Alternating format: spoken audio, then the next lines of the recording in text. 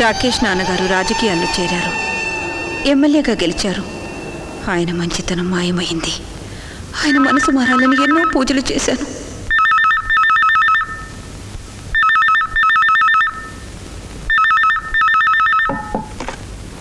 Hello, ఒక్కో ఎమ్మెల్యేకి 25 లక్షలు ఇస్తాను. నన్ను మినిస్టర్ చేయమని సీఎంకి చెప్పండి. ఏంటి చెప్పేది? గోంగూరలో ఉల్లిపాయ గిట్టుబాటు కాదు బెదరు. ఎందుకని? ఎందుకనంటే నువ్వు మినిస్టర్ కాగానే నెలకు ₹1,00,00,000 చొప్పున 12 నెలలకు 12 కోట్లు సంపాదిస్తావు. 5 ఏళ్లకు 60 కోట్లు సంపాదిస్తావు. ఇక మాకేటి మిగిలేది? గోంగూరలో ఉల్లిపాయ గిట్టుబాటు కాదు బెదరు. సింగారం గారు, మీరు ప్రతిసారి మా అయ్యగారి పదవికి అడ్డం పడిపోతున్నారు. కత్తులు గొడ్డలు బాంబుల విషయం నాకు తెలీదు. చూడండి, వారు ఆఫీస్లో ఉన్నారు.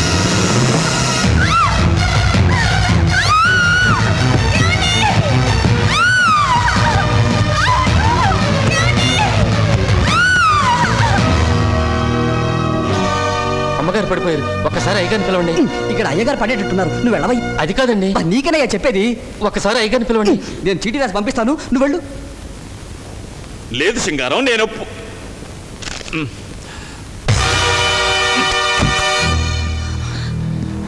అమ్మా, నీకేం కాలేదుగా? పెద్ద ప్రమాదం లేదు బాబు. రే, నాన్నగారికి చెప్పావా? చెబుతామని వెళ్ళాను. అయ్యగారు ఏదో మీటింగ్లో ఉన్నారండి, నన్ను లోపలికి వెళ్ళలేదండి. బాబు, అక్కడ సీఎం గారు మెట్ల మీద నుంచి కింద పడ్డారు. చాలా సీరియస్గా ఉంది, వెళ్ళండి.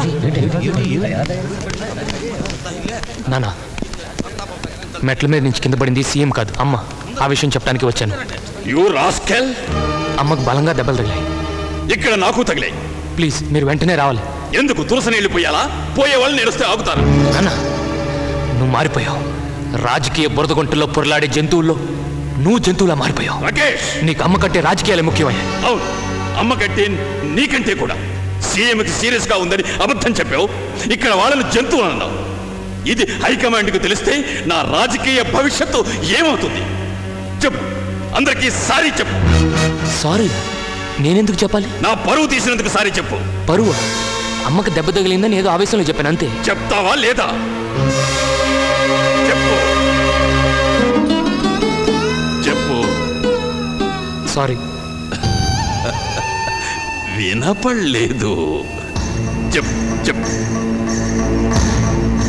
సారీ. అందరికీ వినపడలేదు, అందుకే చెప్పు. సారీ. వయస్సు వస్తోంది కదా.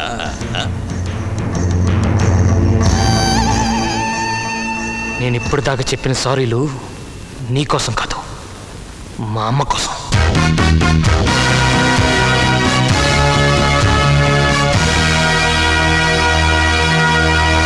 రాకేష్కి వాళ్ళ నాన్నగారికి గొడవలు జరగని రోజు లేదు. రాజకీయాల్లో పడి కుటుంబానికి దూరమైపోతున్న తండ్రిని చూసి రాకేష్ బాధపడని క్షణమూ లేదు. రాకేష్కి నేను తల్లినే కాదు, స్నేహితురాల్ని కూడా. అందుకే వాడి విషయాలన్నీ నాకు చెప్పేవాడు. వాడి ప్రేమ గురించి కూడా చెప్పాడు. ఆ రోజు నాగపంచమి.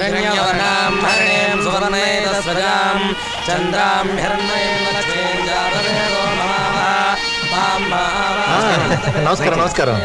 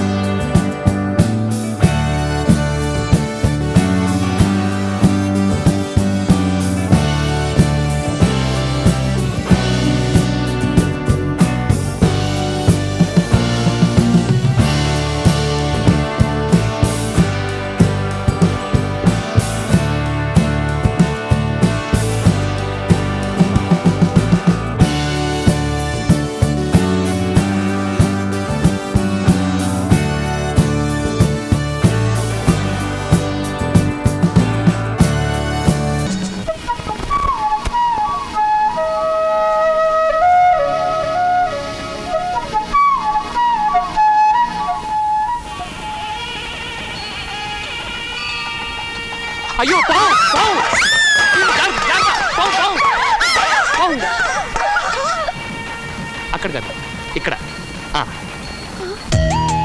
హాయ్.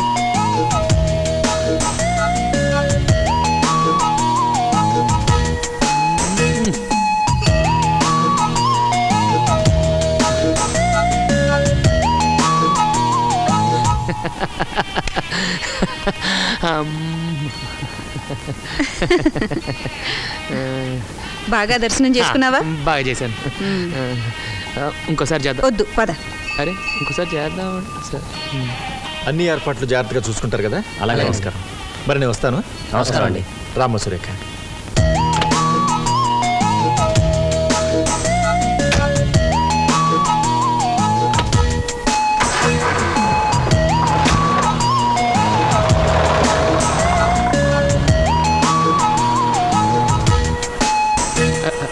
నమస్కారం. నమస్కారం అండి. ఆయన ఎవరు?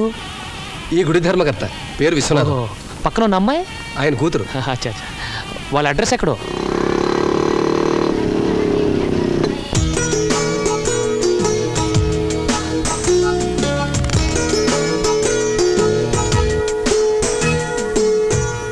అమ్మా సురేఖ, ఏమిటి నాన్న? నేను గుడికి వెళ్ళొస్తానమ్మా.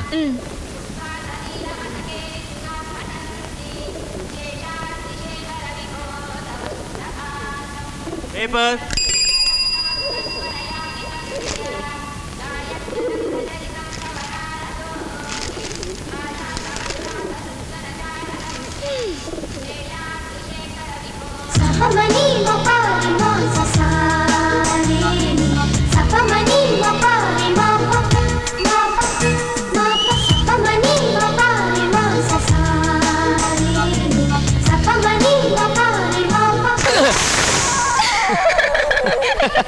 Just kidding. Tamash. Yeah.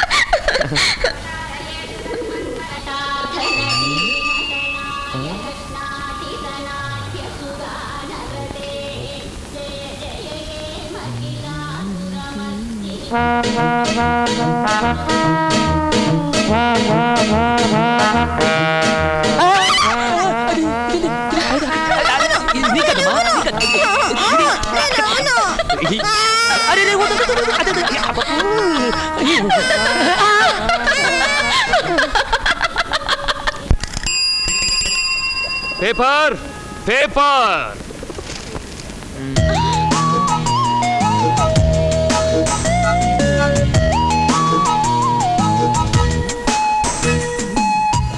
అన్నట్టు ఇవాళ అభిషేకానికి లేట్ ఉందిగా, నిదానంగా వెళ్ళొచ్చా? మా ఆటే మర్చిపోయాను. కాస్త కాఫీ తీసుకురామ్మా.